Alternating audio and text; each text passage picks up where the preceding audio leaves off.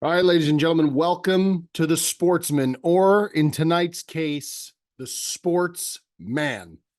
Ticket and Joey are not able to make it tonight. Both had obligations that popped up and couldn't be moved around. We talked about not giving an episode at all. We kicked the idea around and we decided that no. If we have one able body can answer for the consensus, and that one able body tonight just so happens to be me. I am Mikey V, aka Bear Down Cuz. It's good to see everybody. It's good to be on the Sportsman. It's good to host the Sportsman on the solo shot. Mr. Anderson on the editing, shout out to him, and hopefully we'll produce and give you a good episode for this week. Lots to talk about in the wide world of sports tonight. And we are going to start off with the NBA Finals. I think it's the best place to start off. And if we're talking about the NBA Finals, we have to talk about what the Boston Celtics have done so far in this Finals. Up 2-0. Celts were my pick. I think it was pretty much a consensus pick. I know Ticket was kind of toying around with the Mavericks. I know Joey was talking about the Celtics and the Mavericks a little bit, more so on the Celtics side as well. I think everybody kind of was in on the Celtics, but we thought maybe after the Mavericks had given the Timberwolves all they could handle, and being the 5th seed coming out, that maybe there was a little bit of magic left in those Mavericks. Certainly after the first 2 games, it doesn't appear so. Game 1, really an abysmal performance by the Mavericks, getting blown out, essentially 107-89, but it was worse than that. Luka Doncic, the only person on the Mavericks doing anything that night. Celtics, meanwhile, had 6 guys in double figures. So that's really the emphasis on what game 1 was all about, is where were the Mavericks finding anything outside of Luka Doncic? And they really weren't. And then in game 2, Boston again wins that game 105-98. But that game was better for the Mavericks. I mean, Mavericks had all of their starters score double digits, so it was a little bit more of a contribution across the board. The issue for the Mavericks in this game was Drew Holiday. Drew Holiday scores 26, 11 boards. And who is going to be that guy for the Dallas Mavericks? Who is going to fill that Drew Holiday role for the Mavericks?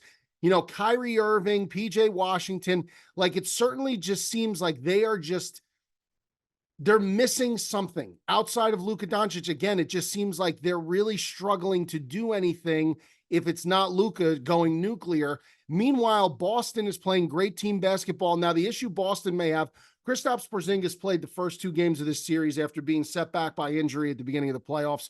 And now he is out again officially for game 3, which is tonight. Game will be over by the time that you watch this. But listen, I got news for you about Kristaps Porzingis. If you follow this account, and I suggest you do, if you have Twitter, go over to Twitter and follow this account. It's called the Pro Football Doc. David Chow, Dr. David Chow. He's got over, 250,000 followers on Twitter. This is my go-to guy when it comes to injuries during football season. This guy, he goes on Twitter in live time usually to go over injuries, significant injuries in sports, not only just football, but all sports. And he said right off the bat, this leg injury that Kristaps Porzingis has is not a normal injury. It's not something doctors see all the time. It is a rare injury. And he said on Tuesday, the 11th, so that was 2 days ago, if you're listening to this podcast right now, Sportsman podcast, 2 days ago on the 11th, he said on Twitter that you will not see Kristaps Porzingis for the rest of this series. You will not see him. He will be out for the rest of this series. That wasn't declared official until about an hour before game time or so. Game 3, no Porzingis. Game 4, according to Dr. Chow, you're not going to see him in game 4, a game 5 if necessary, and so on and so forth. So no Porzingis. Is that going to make a big difference here? Could that be the spark that maybe the Mavericks need? They get blown out game 1. They make game 2 a little bit more respectable. Now they bring it back to their building after a couple days off. No Porzingis for the Celtics. Do we think that the Mavericks have a little bit of magic left in them to take a couple games here in Dallas? If they do, maybe the series will get entertaining again. But again, I think it's who is going to step up outside of Luka Doncic. Are they going to get something from Kyrie? Are they going to get something from PJ Washington? Can they get these guys rolling now that Porzingis is out? And can they slow down Drew Holiday? They cannot allow another game like Holiday had in game 2. They can't have that. And then you got to worry about Tatum, and you got to worry about Brown, and you got to worry about White and all these guys. It's just too much. It's too much. The Celtics are too much right now for the Mavericks. They need to slow things down. compartmentalize the game in and of itself. Keep it to your kind of a game.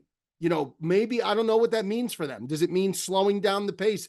Boston, the problem with them, they're just a great overall team. They could score and they could defend. They're not a one-trick pony. They've been one of the better teams, the best team in the league all year at scoring points. Them in Indiana, top scoring squads in the league.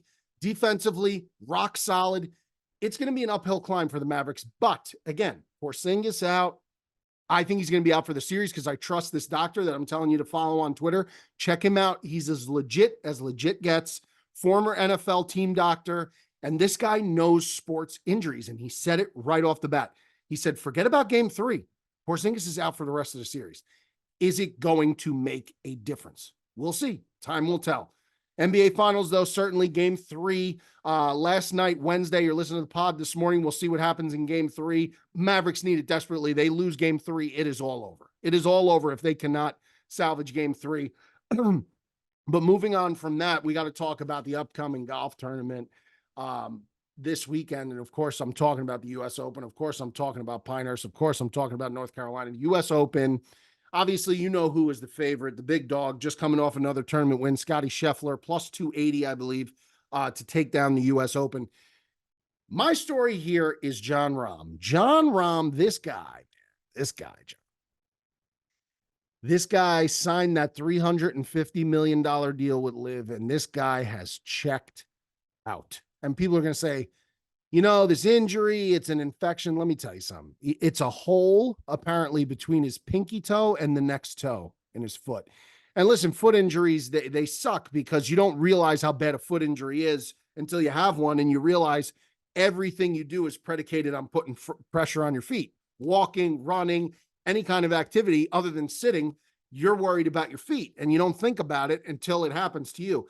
But I'm going to say this, Jon Rahm, dude, it's the U.S. Open, bro. And you have been a flop this season. No disrespect. I mean, listen, I'm just calling it like I see it. This guy hasn't won a LIV tournament this year. His best finish, I think, was 3rd, tied for 3rd. I could be wrong on that, but I think his best finish in a LIV tournament this year was tied for 3rd. Masters, he finishes 45th. And then PGA Championship, he doesn't even make the cut. He misses the cut.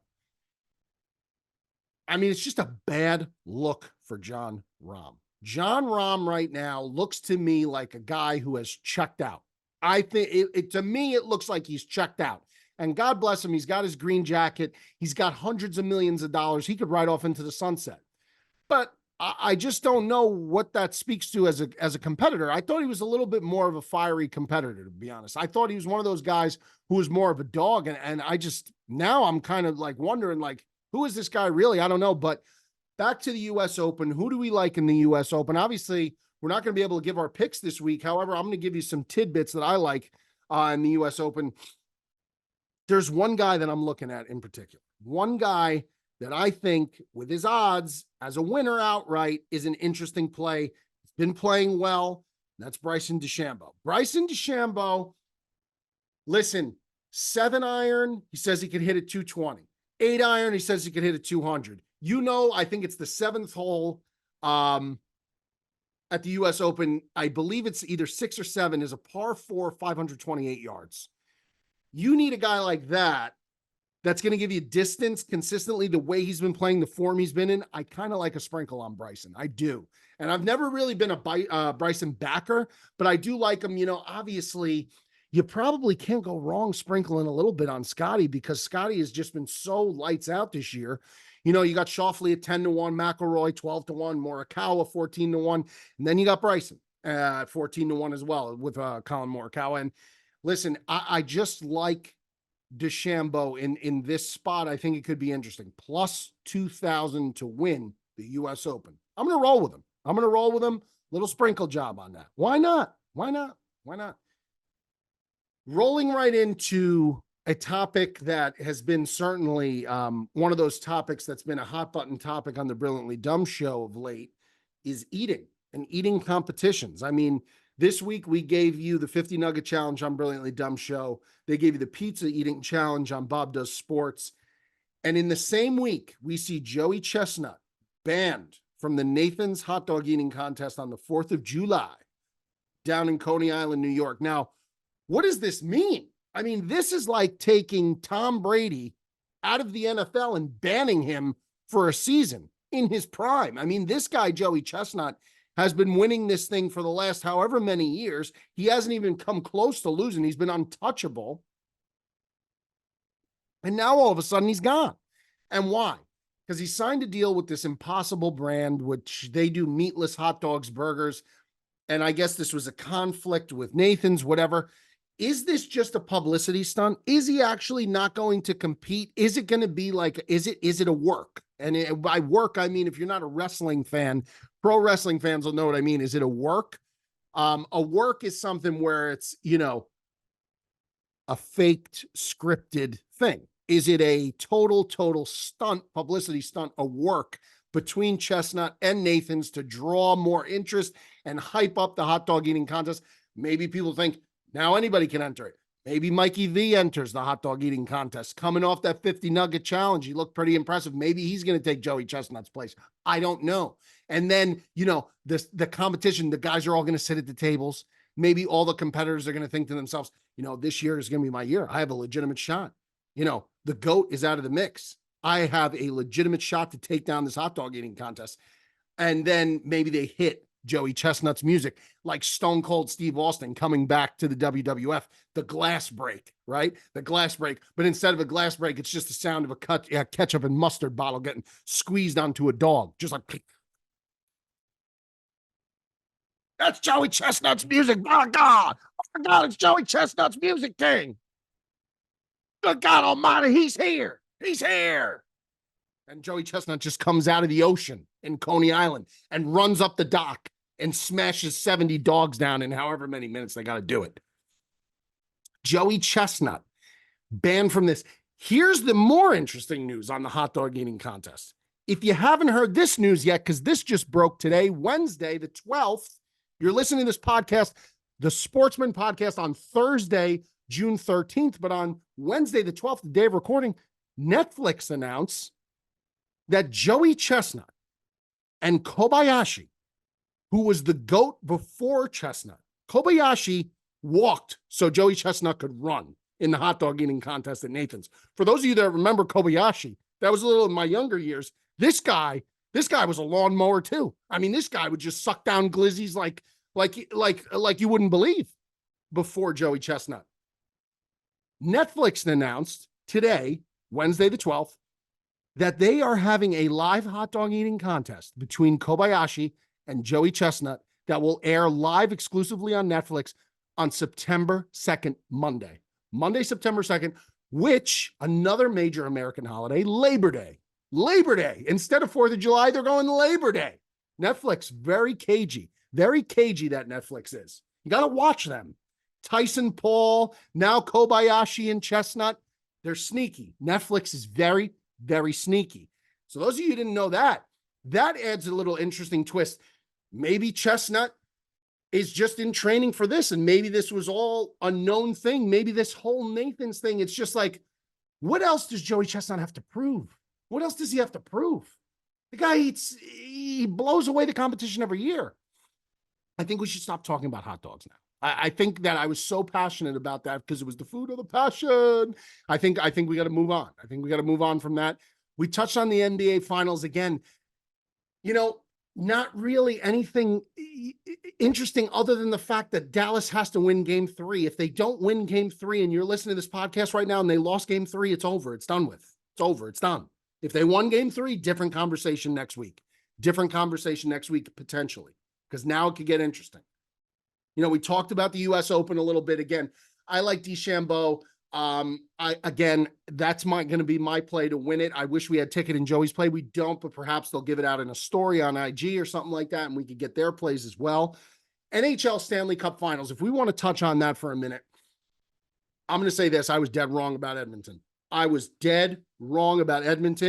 And I am the living meme right now of Shaq saying, I'm sorry, I was not familiar with your game. And that goes to Florida. The Florida Panthers, man, they look like they are in total control of this series. This goalie, Bobrovsky, This number 72, which by the way, great number. That was my football number for a brief time. Great number. Love that number for a goalie. This guy's a brick wall. I mean, this guy is a brick wall, and Florida is just playing bully hockey. They are just, at every turn, they seem to have the upper hand. Penalty kills, power play. They are thoroughly beating them in the second game, especially. Game one, Edmonton got their shots. Bobrovsky just looked insane. He looked insane. And game two, again, guy gives up one goal.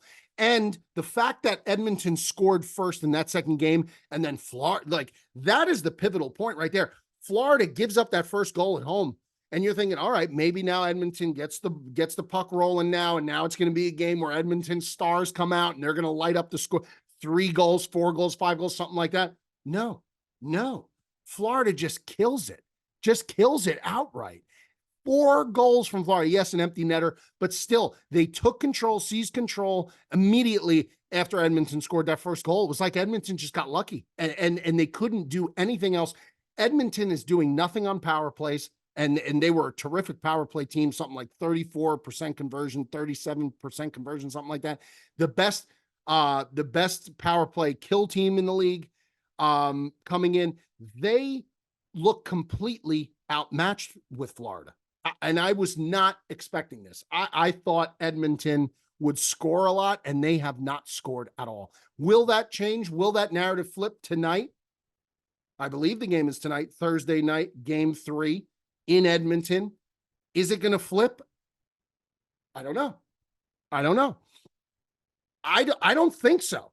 I personally think that maybe, I said Edmonton in 7 or 6. Joe and Ticket both said Florida in 5. And I was like, what are you talking about? I thought Edmonton was a lot better. I didn't give Florida enough credit. I stand on that. Florida, shout out Florida Panthers. They look like the best team, but like bar none, hands down, the best team.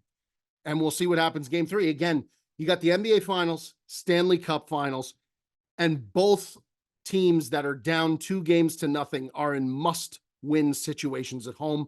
Who is going to win, if any of them? Can Dallas do it? Can Edmonton do it? Both of them are on life support. They need this win. There's no way either of these teams are going down 3-0 and then going to mount a 4-game streak where they're going to come back and win 4 in a row and win their respective championships. There's no way. Boston is way too good of a team, complete team, and Florida is way too good of a team, complete team. They need to steal game. This is a must-win night for the Mavericks, and tomorrow's a must-win night for the Edmonton Oilers. And Edmonton's got to figure it out. They have to figure out a way to get past Bobrovsky. This guy he's unbelievable, man. I thought Shesterkin was great. I mean, and not taking anything away from Shesterkin from the New York Rangers, but I mean, this guy's a monster. He is an absolute monster. Shout out to him. He's actually, let's skip right to who's a problem. We're going to talk about some other things, but I'm going to give you my problem is Bobrovsky. The Florida Panthers goalie is a problem for Edmonton. You're talking about a team that scores goals and was scoring goals at will. At will, they were scoring. Those games against the Canucks, the games against Dallas, they were putting the puck in the back of the net, and Dallas's goalie is no slouch. Vancouver, we all know the Canucks. We all know what problems they had, third string goalie, whatever. But Dallas's goalie is no slouch. The Oilers were pumping goals into the back of the net with regularity. They have done nothing against Bobrovsky. Nothing. They have no answer for him whatsoever. He's the MVP, in my opinion, of the series so far for Florida. The MVP. He's been a brick wall. He's a problem. My problem of the week, 72. I really hope he's number 72. I think he's 72. I got to check. Because if he's not 72, then that's really going to be a tough scene because people are already going to break my balls and say, listen, I'm trying my best here with the hockey, man. I'm trying to get into it. You see the thing, Sergei Bobrovsky, number 72. Great number. As I said, great number. 7-2. Here's the thing with hockey. As I watch these NHL playoffs, I'm going to say this. NHL playoffs are top 3 sports playoffs in the world. They are top 3 of the sports playoffs in the world. Give me the NFL playoffs, obviously, all day, every day. I'm biased towards that. World Cup, Euro Cup, I'm not going to count that because it's not an every year thing, so I won't count those. March Madness, NHL playoffs. It's that good. October baseball, November baseball, MLB playoffs are special. But my God, is the NHL playoffs, are they good? Are they exciting? I mean, it is. I think it's the fans, really. The atmosphere in these arenas is just, it's through the roof. And these guys they just lay it all on the line. These guys are laying it. And not to say that other sports they're not, but just hockey, everything is like amped up and exacerbated. Everything feels that way. It feels so intense. It's so fast. It's so rapid. It's so nonstop action back and forth. The issue with me with hockey is that I love the playoffs. It's just the regular season for me is tough to get into because I wasn't raised a hockey fan. My dad, he would watch baseball, but mostly football. My dad was a football junkie, is a football junkie. He'll watch Montana State against fucking Rowan, Division III, Mount Union.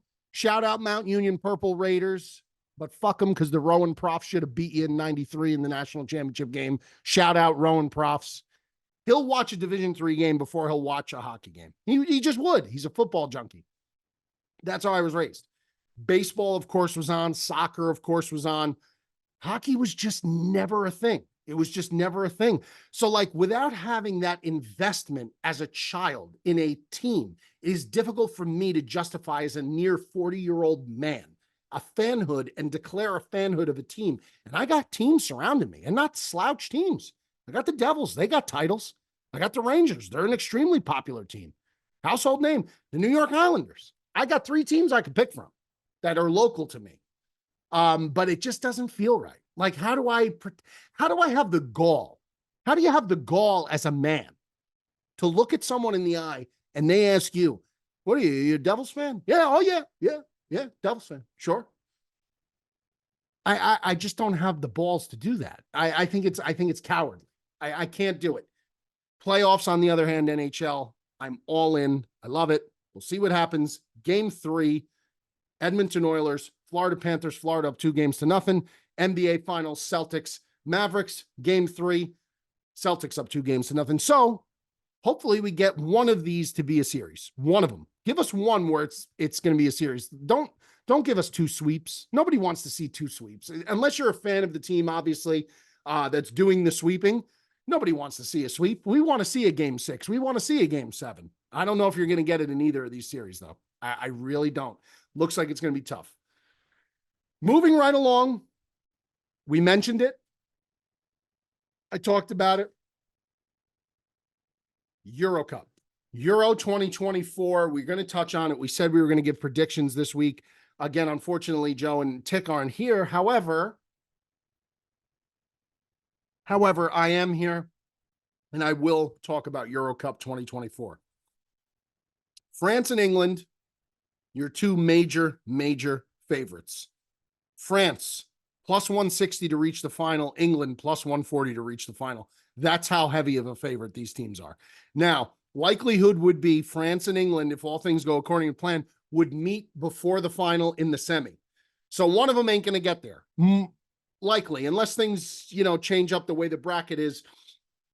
France and England, likelihood of them both making the finals very, very slim. I don't even think it's possible. So they're on a crash course to meet each other because of the way the bracket is laid out. However, these are the 2 teams that are the chalk picks. I mean, here's my thing. France is a proven team. If you're going to pick one of those teams and invest in them, France is the team. They've won World Cups.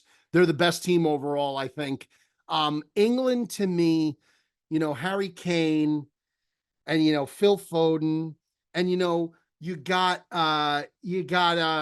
Southgate, who says that if they don't win the tournament, he's hinting at the fact he may step down as the manager of England.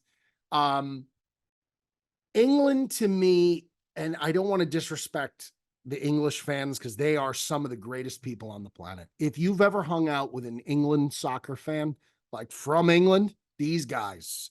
You want to talk about guys who know how to have a good time? England soccer fans, shout out. England just never gets the job done in a major tournament. World Cup, Euro Cup, they always find a way to fuck it up. This is coming from an Italy fan who 3 years ago, not 4 years, because remember COVID, they skipped and we played the Euro in 2021. 3 years ago when Italy played England in the final, England scored in the first 5 minutes. They had Italy on the ropes. That should have been just the start to just slit the throat of Italy.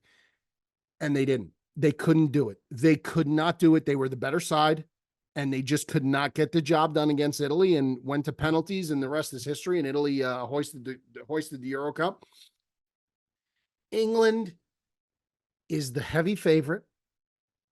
They are actually favored over France. They are the top favorite, slim margin. They're still both extremely heavy favorites, but England more so.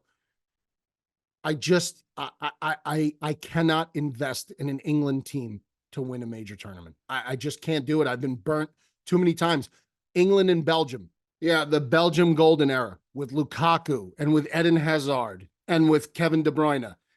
That was another one of those teams that like every year, massive favorite in the big tournaments whenever the big tournaments rolled around and just always managed to fuck it up. Always. Belgium always did. England always does it. There's just these teams that it seems like when they get to the knockout stages, they'll run the group. They'll get you 9 points in group play. Group stage, they will get 9 points or they'll get 7 points. They'll dominate the group. And then it just seems like when they get to the knockout stages, it gets very interesting and they just choke and they just can't do it. I'll tell you the teams that don't do that: France, Portugal, Spain, Italy, Germany. And those just happen to be the next favorites in line. I'm going to give you the team that I've been told is a dangerous team that has to be looked at is Portugal. And they are plus 700 to win the whole thing. Roberto Martinez has a squad that is all the way good, all around good. Cristiano Ronaldo, that's going to be the one thing. Is he going to be able to perform up to his standard, or is he going to get moved off the starting 11? Is he even going to be on the starting 11, Cristiano Ronaldo? But Portugal is so good outside of Ronaldo that they could still make a run at this thing. Portugal, keep them in the back of your mind. Italy, unfortunately, my guys who I love, who I will bet on just because it's my squad, they are going to have a very difficult time finding the back of the net. Italy will defend. Italy will keep teams off the score sheet. They'll, Donnarumma will probably produce a couple clean sheets, hopefully, in group play. But they lack creation forward. They do. Federico Chiesa is going to have to do everything for them to create offensively. Spinazzola, who was such a catalyst for them in the last Euro Cup, had a devastating injury that took him out of the last Euro Cup in the knockout stages, and he is not on the roster. So they're lacking that creation forward. They got guys like Al Shaarawy, who's been on the Italian national team for so long, and he's just not good. Their strikers just lack that pizzazz that you kind of saw last Euro Cup. So my concern with Italy is what my concern always is with Italy. I know they could defend till the cows come home, and they will. But when it comes to having to score, if they go down, are they going to be able to? That's going to be the tough spot. If Italy goes down in a game, it's going to be very tough. Spain, Portugal, Germany. Spain, Portugal, Germany. I'll say it again. Host nation, Germany. Big for them. Big for them. Last time they hosted a major tournament, World Cup, 2006, they made it to the semis, lost to Italy in extra time in one of the greatest soccer games ever played. That semifinal, 06. It was one of the greatest soccer games ever played. Unbelievable game. Germany, host nation. Do not discount them. They are dangerous. Spain, a team that still loves to possess the ball. Now, this isn't 2010 Spain, 2012 Spain. Don't twist my words, but this Spain squad showed me something in the Euro Cup 3 years ago when I don't think a lot of people expected them to go as far as they did. They got knocked out by Italy, but This Spain team is tough. Spain, Germany, Portugal. Those are the three teams. France and England, again, those are the top heavy favorites. I'm giving you some stuff with a little juice here. If you want to, sprinkle on that, those are the three teams that I would wager on. Again, Italy is plus 1,600 to win the whole thing. Of course, I'm going to sprinkle. But Italy's no guarantee. Italy is no guarantee. Some interesting plays too. Golden Boot. What is the Golden Boot? That's the person who scores the most goals. Golden Boot. If you want to get a little juicy and you don't want to go chalk again, like you don't want to do France, England, you don't want to take Harry Kane, and you don't want to take Kylian Mbappe, because those are the two top dogs. Kylian Mbappe, Harry Kane, those are the favorites to be the Golden Boot. Take a look at Romelu Lukaku from Belgium. He's a dangerous, he's still number 9 is still a dangerous forward. And then take a look at Phil Foden from England. Phil Foden and Romelu Lukaku, two very interesting names to look at for Golden Boot outside of the two top favorites in Kylian Mbappe and Harry Kane. So Euro Cup starts Friday, day after this pod comes out. I am so excited. Let me tell you, if you haven't, and I get it, maybe you're not a soccer guy. You don't think you're a soccer guy. Watch these games if you have the time to watch them. Watch these games. The Euro Cup and World Cup, it just hits so different. It just hits so different. It's great. It's all the way around great. The fans are great. The atmosphere is great. The talent is so immense. It's so immense from some of these teams. Two groups that are going to be groups to watch in the Euro Cup is Group D and Group B. Group D, France, Netherlands, Memphis Depay, Netherlands, they're always tough. Austria and Poland. Austria made it out of the group stages last Euro Cup. They lost to Italy in the knockout first round of the knockout stages. But Austria fielded a good team. Poland is in that group. That is a tough group. That is a tough group for France. That's going to be a tough group. That is a trying group. Netherlands, Poland, Austria. That's going to be better than some people think. And Group B, of course, the group of death. This is Italy's group. Of course, Italy got put in the toughest group. Spain, Croatia, Albania. Now, Albania aside, they're a major dog to win that group, obviously. But Spain, Italy, Croatia, you're talking about 3 teams in the FIFA top 10 right now. 3 of the teams from the FIFA top 10 in the same group, the group of death, this year's Euros. Italy's a part of it. Group B, Spain, Italy, Croatia, Albania. Going to be great. Going to be great. So excited for the Euro Cup. Listen, guys, we've run through a lot here. We're going to go to viewer questions. We did Who's a Problem. Let's move it on to viewer questions. Right after, I want to address one last thing. Aaron Rodgers missing mandatory OTAs. Is it a big deal? It's a big deal from the sense of if you're one of those guys who's like, you want your guy to be involved in everything and you disagree with it at its core. You disagree with it on principle. You're a Jets fan and you'd want no offseason drama. I get it. Your feelings are validated. I'd want him there personally. But there is the other side to that coin. Like, this guy's coming off a major injury. This is not an ACL tear. This is not a biceps tear. This is not, an MCL sprain. This is not a concussion. This is an Achilles tear. It's one of the worst injuries in football. And this guy has been in the league a long time. He's got nothing he needs to prove. He's won a Super Bowl. He's won MVPs. Yes, he's with a new organization. Yes, you'd like to see him set the standard as high as he could possibly set it. But at the end of the day, I think that the players respect him no matter what, because his resume just speaks for itself, and money talks and bullshit walks. And if you talk about money, you're talking about what this guy's got. His resume stacks up with anybody's. He's got the ring. He's got the MVPs. He's got winning season after winning season. He's got passing records. He's got all this shit. So Aaron Rodgers missing the OTAs, I don't think is as big a deal with the players. I don't think it is. I think it's a much bigger deal with the media trying to pump it up, obviously, to get a popcorn headline, because it's the offseason. NFL offseason is always boring, and these stories they come up out of nowhere. The training camp highlights, all this bullshit.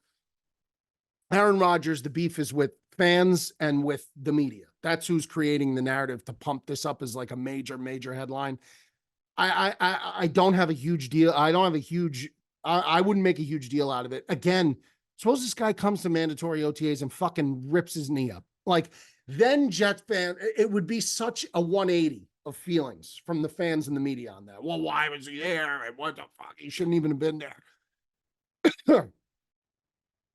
That is why I don't think it's a big deal. I just think that let this guy come in when he needs to come in. He'll be ready to go. He's one of the smartest dudes I've ever talked to. And I talked to him, obviously most of you may know, spoke to him at UFC 302 in the back. This guy remembered a defensive coverage and D-line shift from 2013. Okay? Over 10 years ago. This guy remembered the coverage on a particular play and a D-line shift on the same play. He knows what he's doing. I'll leave it at that. He knows what he's doing. Trust that he knows what he's doing. Viewer questions. Let's go. Noah Ditos. Favorite summertime cocktail? Well, some would say it's the Drink Have a Day premium tequila mixed with, whatever kind of, soda or whatever that is. It's a non-carbonated sparkling water. Of course, you got your Georgia peach flavor. It's a great summertime cocktail. But me personally, if we're going to go with just a summertime cocktail, I don't think you could ever go wrong with just an ice cold Modelo. Just an ice cold Modelo out there, an ice cold beer. Get it to its freezing point right before it slushes over. Give me that in the backyard, barbecuing all day long, man. But if you're talking a mixed drink, if I have to have like a mixed drink, just a straight cocktail, a mojito. Mojito is a wonderful drink, a wonderful, refreshing beverage. Really is. If you're out there on the beach, if you're out there, outside and you want to order something nice, some muddled mint leaf in there, maybe a little mint mojito. Delicious mojito. Kyle Schaefer, biggest pet peeve, story for when someone sent you over the edge. Well, Kyle, I have to be honest, people send me over the edge almost every week. That's life as a father, a full-time employee, and a social media influencer on the side, I guess you could say, with bills to pay and, a mortgage to care for and a wife to care for and children and all those things that I just mentioned. But my biggest pet peeve is probably people who make excuses. I hate when people make excuses and substitute them for substance. Substituting substance with excuses is one of the poorest things you could do as a human being. Just be honest and transparent with me. If something is not to your liking with what I'm doing, if something you'd like to be changed, or if something is not going to happen that you say is possibly going to happen, or you said would happen and it's not going to happen, just be transparent. Do not substitute substance and realism, being a real person, with excuses. I just don't buy them. They don't work. They catch up to you every time. Excuses will catch up to you. The only person that's going to get hurt at the end of the day by giving excuses is the one who gives them. That's going to be the one. Because you're never going to know what are you made of? What are you made of? Stop with the excuses. More substance. People need more substance these days. Who are you really? Talk real to me. Be real. I'm a grown man. I could take it. Might argue back with you a little bit. But I think people just need to be more uncomfortable. I think people are so scared of being uncomfortable. It's like they'll do anything to avoid change and being uncomfortable. Anything. They'll lie. They'll make excuses. It's okay to be uncomfortable. Tell it like it is. Tell it like it is. Of course, everyone exaggerates time to time. Of course, everyone, little white lie, a little fib. But I mean, when you're really having real meat of the bone conversation with people, keep it real. Colin Sackett. Worst celebrity you ever met? John Cena. It's an easy one. This is the John Cena story. And if you follow me on Twitter, you probably know that John Cena followed me on Twitter about a month ago. And I said, what the fuck?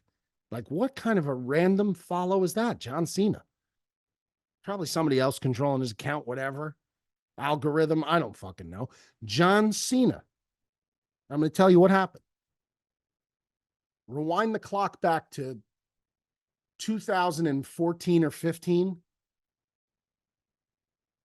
I'm in my old gym, real meathead gym. I used to go to a real meatbag gym. I was probably considerably larger muscular wise than I am now. Like peak muscularity. 6'7", 270, very little body fat. John Cena comes in because the WWF has an event that night in whatever it was at the time, Izod Center, Continental Airlines Arena. I think it was the Izod Center at the time. But whenever they did an event at Izod Center or Continental Airlines, they always worked out at this gym, the wrestlers. The wrestlers would stay at a hotel around that area, and they would come to this gym because, like I said, this gym was a serious gym. This was like a real meathead gym. They would come to this gym and work out. And these guys, I had met several guys. Kane, the New Day guys, the wrestler, the tag team, the New Day, Sheamus. All of these guys couldn't be nicer. John Cena's there one day, and he's taking pictures with a couple people. And I remember I was squatting that day. I was doing squats, and the manager who I was friendly with, she was a very nice lady. She was like, Mike. She knew me by name. She was like, Mike, would you want to get a picture with Cena? He's taking pictures with people. I was like, yeah, I love that. It's awesome. She comes back like 2 minutes later after talking to him, and she's like, Mike, I'm so sorry. She goes, but he said that he will not take a picture with that guy. He said he will take a picture with anybody else in the gym, but not you, because he didn't like the way you were doing your squats. He didn't approve of the form that you were using for doing your squats. And she was laughing as she said this, and I was laughing when she told me. I was in disbelief. I couldn't believe it. I could not believe that this was actually really happening. Like, maybe I didn't have the greatest squat form. I mean, I'm 6'7". That's a long way down, cuz. And at the time, I'm out of college. I wasn't training. I wasn't, planning to power lift for the Olympics or, play professional football or anything. Like, to me, it was just, wasn't a big deal. I guess it was that horrible that John Cena really took offense to it. She claims, the manager of the gym was like, I don't think he wants to take a picture with you because of how big you are. And not big compared to John Cena. Now, obviously, John Cena is a freak of nature, but height-wise, because John Cena is not a tall guy. John Cena is not a tall guy. I would have bodied John Cena in that picture. I would have bodied John Cena in that picture. Of course, his arms probably be bigger. His legs be bigger. But like height-wise, stature, I would have bodied him. And maybe she was right. Maybe that's why he really didn't want to take the picture, but he used the squat excuse. I stopped squatting on that day. I will never squat again. Thanks, John. Appreciate it. Next question. John Cena, worst celebrity I ever met. Will Sipes, stranded on an island with one fast food combo to have. What is it? Man, this is a layup. This is a layup. It's either the number 6 for Wendy's, large size, obviously. That's the spicy chicken sandwich. Or it's going to be like the classic Dave's triple. I guess it depends, because like, am I stranded on the island and I could keep ordering it over and over, and I only have the option of ordering the same thing over and over? If that's the case, I probably have to go burger, because I just feel like the spicy chicken, like on a real hungry day, like that spicy chicken ain't going to do it for me. So I would go with the Dave's triple, because then like, if I'm not in the mood for the triple, I could shave a patty off of it and feed it to the birds or something on the island, like the pelicans. I could give them one of the patties that I'm not going to use. But the chicken, you're shit out of luck. You're still hungry. It is what it is.